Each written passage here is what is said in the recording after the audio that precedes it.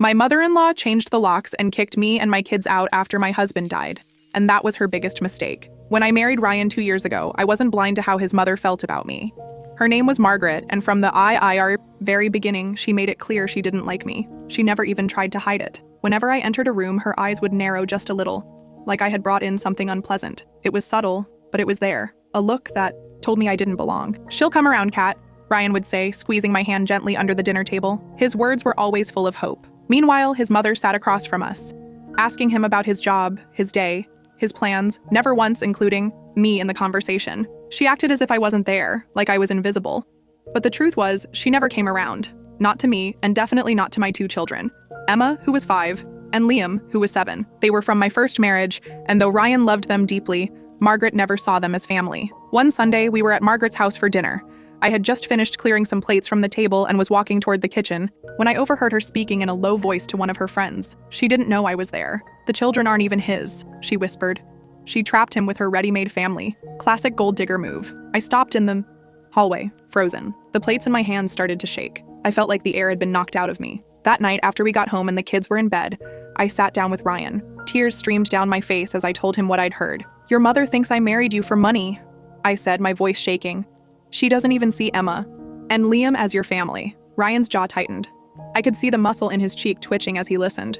Then he pulled me into his arms and held me close. I could hear his heartbeat strong and steady. "I'll talk to her," he said firmly. "I promise this stops now." He held me tighter, like he was trying to shield me from everything. "You and those kids are my world, Kat. Nothing and no one will come between us, not even my mother." And Ryan meant every word. He followed through on his promise. Not long after, he bought us a beautiful home. It was in a peaceful neighborhood, with tree-lined streets and great schools for the kids. Best of all, it was far enough away from Margaret that we didn't have to see her unless we wanted to. Emma and Liam began to thrive in that home. With Ryan in their lives, they felt safe and loved. He never tried to take the place of their biological father, who had left when Liam was still in diapers. Instead, Ryan built his own unique bond with them, full of bedtime stories, Saturday morning pancakes, and silly moments that became family traditions. One night, I watched from the doorway as he tucked Emma into bed. He was carefully arranging her stuffed animals around her, taking it all very seriously. "Mr. Whiskers always goes on the left," Emma said, her face full of focus. "Of course,"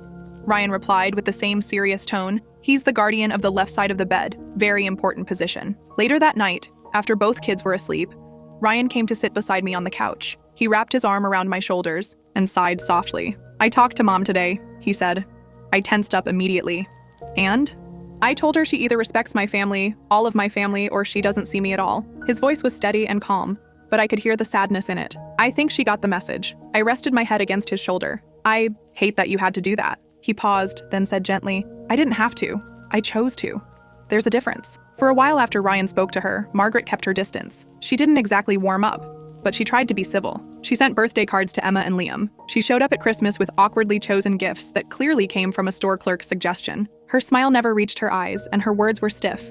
But we made it work. It wasn't warm, but it was tolerable. Then everything changed with one phone call. I was in the kitchen chopping vegetables for dinner. Emma and Liam were at the table nearby working on homework. They were arguing in that harmless sibling way over who had more math problems to do. My phone rang. I wiped my hands on a towel and picked it up. "Hello? Is this Ms. Catherine?" a voice asked. It was someone I didn't recognize. "Yes," I said. "I'm calling from the hospital downtown. Your husband has been in an accident." The knife slipped from my hand and clattered onto the counter. "What kind of accident?" I asked, my voice shaky. There was a long pause. Too long. "A car crash," the voice said at last. "It's serious, ma'am.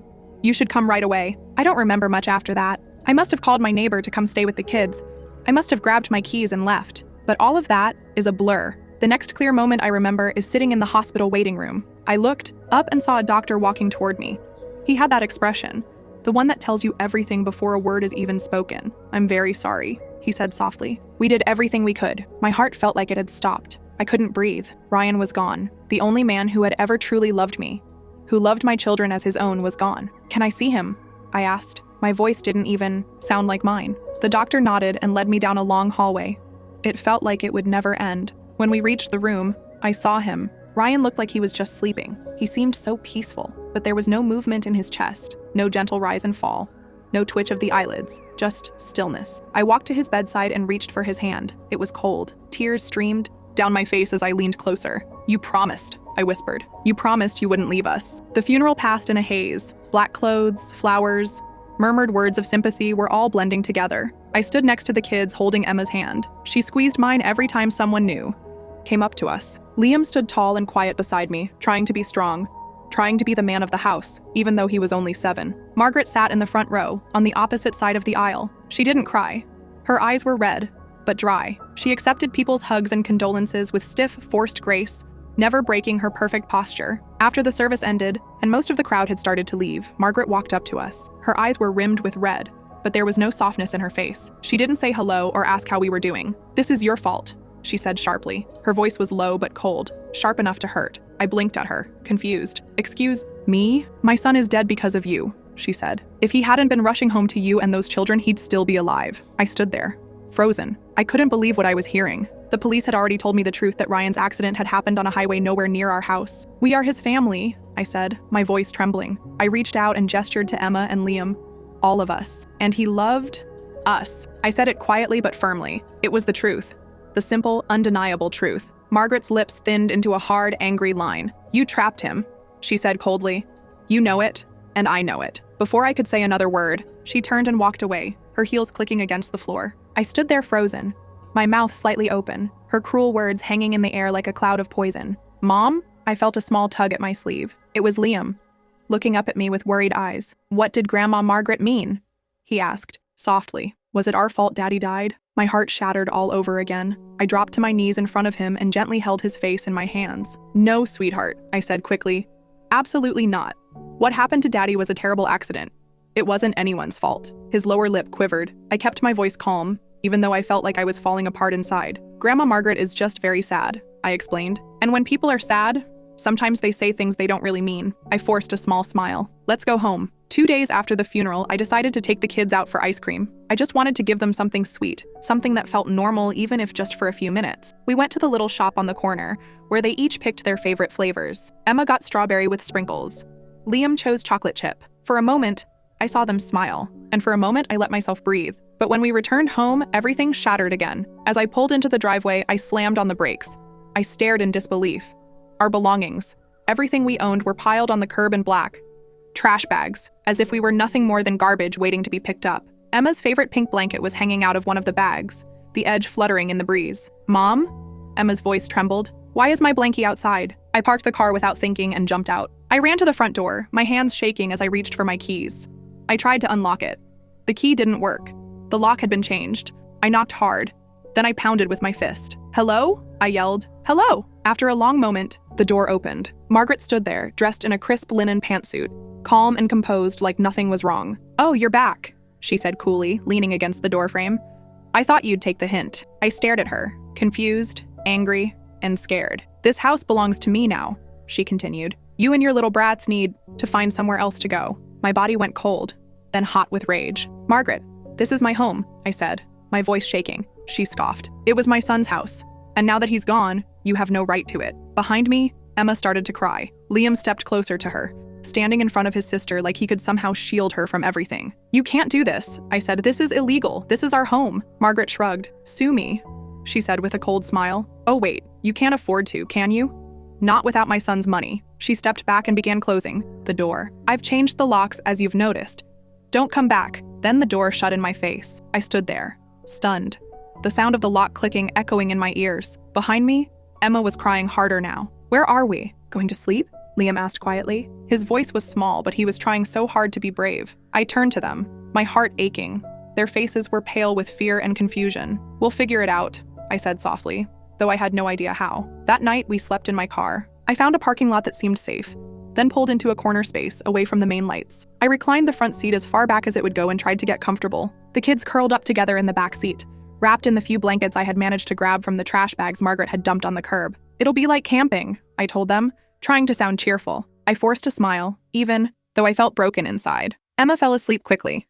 She was exhausted from crying. Her little body gave in to sleep the moment she got still, but Liam stayed awake. I could see his eyes in the rearview mirror, open and shiny, reflecting the overhead lights from the parking lot. "Dad wouldn't let this happen," he whispered. I turned around and reached back, squeezing his hand gently. "You're right," I said softly, "and neither will I." The next morning, I dropped the kids off at school. I kissed them both on the forehead and told them I'd have everything figured out by the time I picked them up that afternoon. They nodded, trusting me without question. As soon as I got back to the car and the school was out of sight, I let myself fall apart. I cried harder than I had since Ryan died. I cried until my chest ached, until I couldn't breathe, until there was nothing left in me but silence. When I finally calmed down enough to think, I reached for my phone with shaking hands. I scrolled through my contacts and found Ryan's lawyer, Robert. My fingers trembled so badly I nearly dropped the phone. He picked up after a few rings. "Catherine?" he said warmly. "I was just about to call you next week. How are you holding up?" "Not well," I said, my voice cracking. "Margaret changed the locks on our house. She threw our stuff out. We slept in my car last night." There was a pause. Then Robert's voice changed sharper, more serious. "She did what?" I repeated myself, the tears returning. "She kicked us out. She threw all our things outside. We had nowhere to go." "That's illegal," Robert said, his voice tightening. "Completely illegal. Does she think he cut himself off?" "Wait, did Ryan leave a will? Is that what you're calling about?" "Yes," I whispered. "Please tell me he did." "He did," Robert confirmed. "In fact, I was scheduled to bring it to you next week." He paused, then added, "Why don't you come to my office right now?" An hour later, I was sitting in his office. Robert handed me a document across the desk. "Ryan came to see me about 6 months ago," he explained. "He was worried about exactly this scenario." I looked down at the papers. At the bottom of the page was Ryan's signature, the one I knew so well. Seeing it brought a fresh wave of grief, but also something else, relief. "He left everything to you, Catherine," Robert said gently. "The house, his savings, his investments, everything." I looked up at him, afraid to believe it. "Everything?" I asked. Robert nodded. "Well, almost. He did leave his mother $200,000. He flipped to the second page and tapped a paragraph. "But with a condition." I leaned closer. "If she ever tried to evict you, take the house, or interfere with your rights to his inheritance," Robert explained, "she would forfeit that money." I blinked, stunned. "And where would it go?" Robert's smile was thin, but satisfied. "To you and the children." For the first time in days, something inside me shifted. It wasn't joy, not yet, but it was something. A flicker of justice, a glimmer of hope. "What do we do now?" I asked.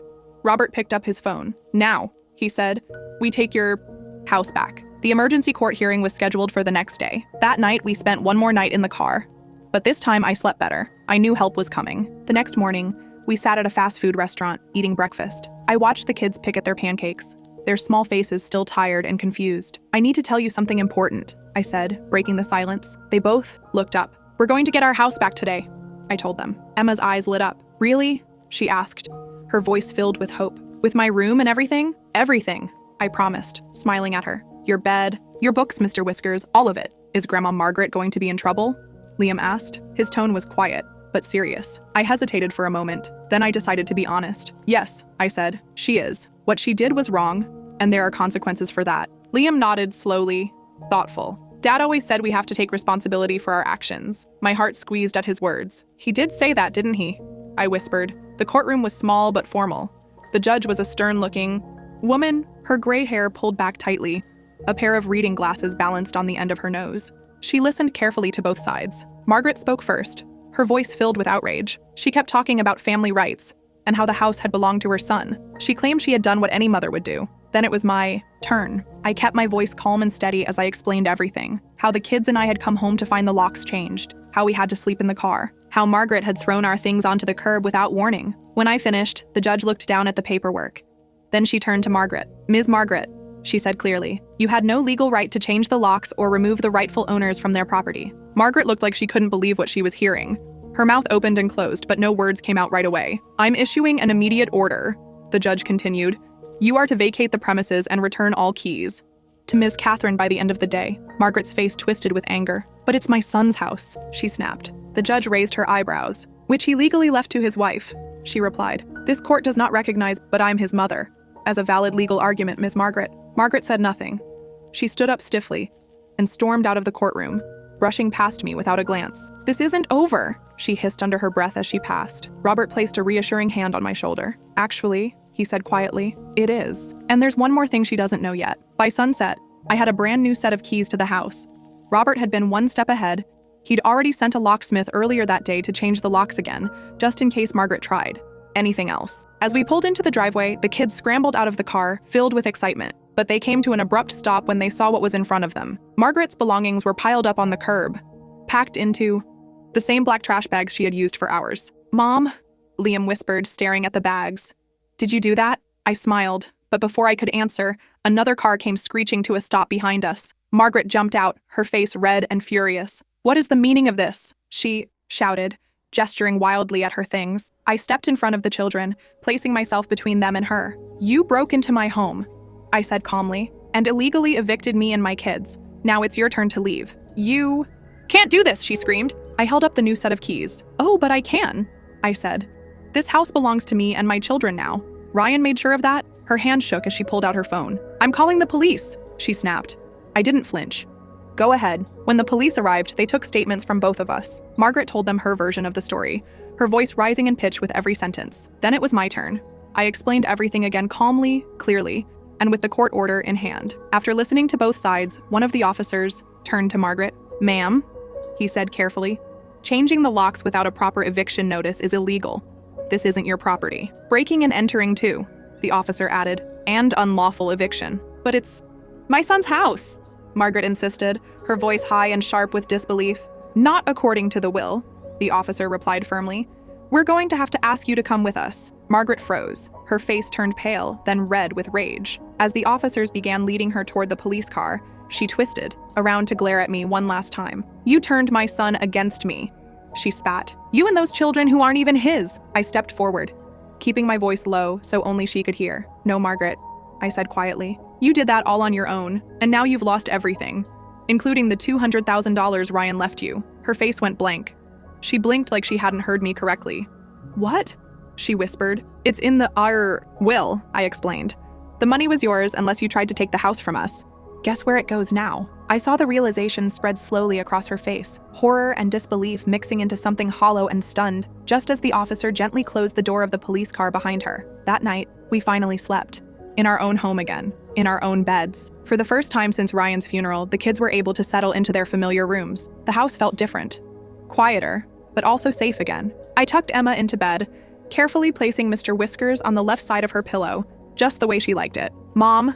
she asked sleepily, her voice muffled by the blanket. "Is Grandma Margaret going to jail?" I smoothed her hair back from her forehead and kissed her gently. "I don't know, sweetie," I said softly, "but she can't hurt us anymore." Emma gave a small nod and closed her eyes. In Liam's room, he was already under the covers, but his eyes were still wide open. "You were really brave today, Mom," he said as I sat down on the edge of his bed. I reached out and held his hand. "I learned it from you guys," I said with a smile. He gave me a tired smile in return, and finally let his eyes close. After the kids were asleep, I wandered into Ryan's office. I hadn't gone in there since the day we lost him. Everything was exactly the way he left it. His worn leather chair still sat behind the desk, shaped by years of use. His coffee mug, the one that said "Best Dad Ever" in faded letters, still rested beside a neat stack of papers. And in the center of the desk, facing outward, was the family photo he always kept where he could see it while he worked. I picked it up and traced his face with my finger. "You knew," I whispered.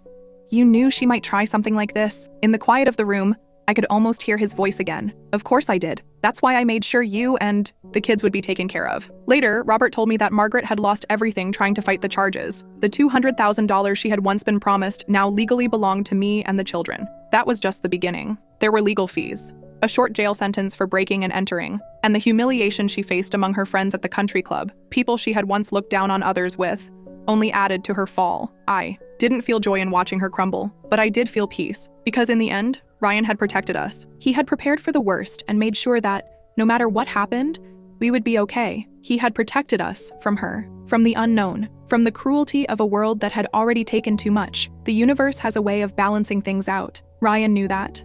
And in the end, so did Margaret.